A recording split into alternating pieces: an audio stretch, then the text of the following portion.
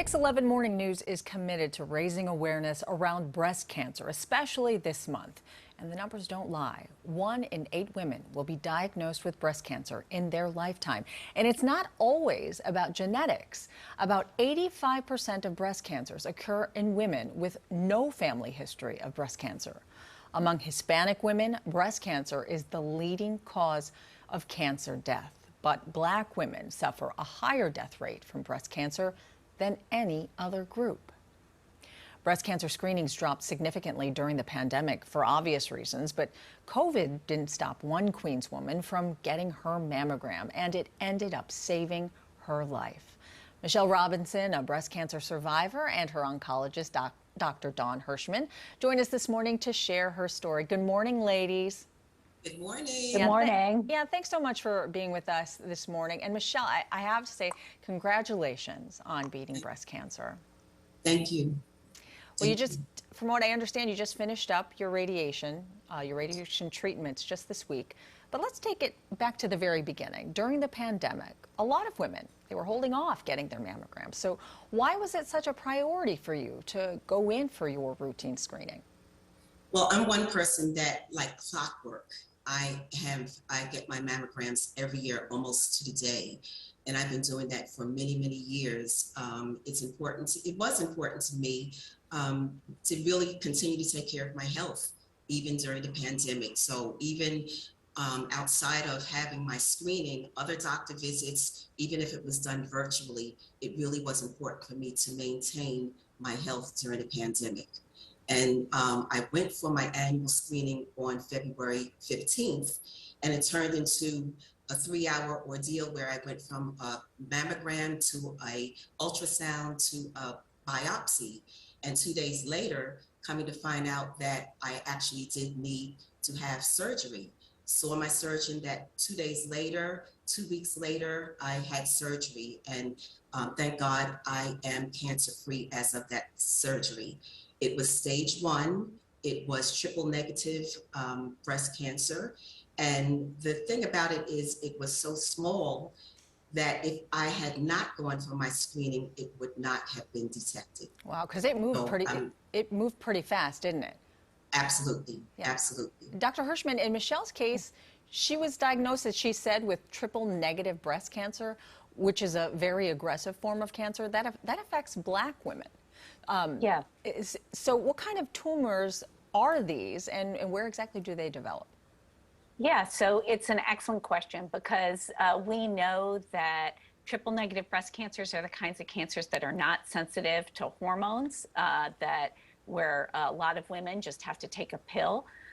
These cancers are more prevalent in African American patients, and they're much more aggressive.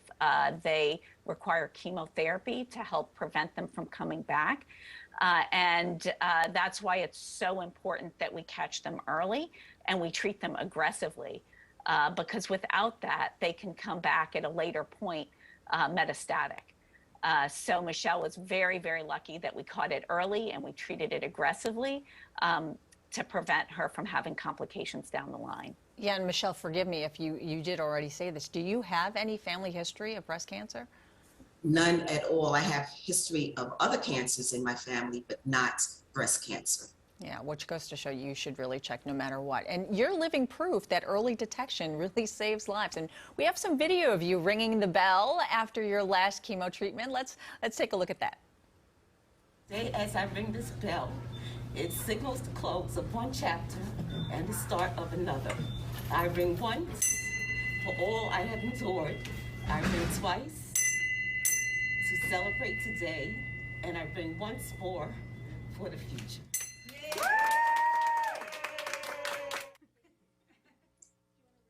Let's ring more bells for your future. You know, a lot of women, Michelle, are worried about the side effects of chemotherapy and radiation. Did your body go through any changes? I did. I think the main one was neuropathy in my fingers and in my toes, and also loss of appetite. There was probably about a 6-week period where I did not want to smell food. I didn't want to eat food. I just had no desire to eat, but I know that I had to eat to keep myself healthy.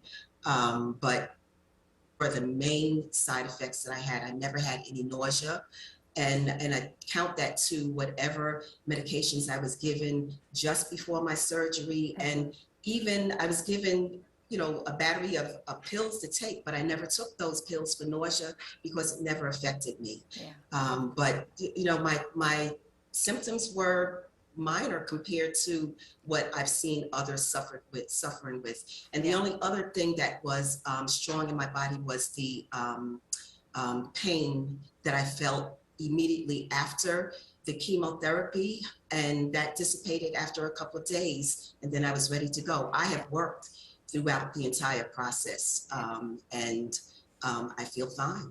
Yeah, well, that's so good. I'm so happy for you, and I'm glad that everything worked out for the best. And you're such an inspiration to so many other women who are afraid to go get that annual mammogram. Don't be afraid. It's It's life-saving, and that's really the greatest encouragement that I can give to other women. And for me, it also was holding on to my faith that, you know, I would get through this process, and it really has been a tremendous process and tremendous learning, and the fact that I can be of encouragement to other people. Well, Michelle, thanks again for being here this morning and sharing your inspirational story. And Dr. Hershman, thank you as well for all of your insight. And everyone, head on to PIX11news.com to find out about the nation's first mobile mammography clinic, Project Renewal's ScanVan, which will be all over New York City during Breast Cancer Awareness Month, providing mammograms for people who are underserved or uninsured.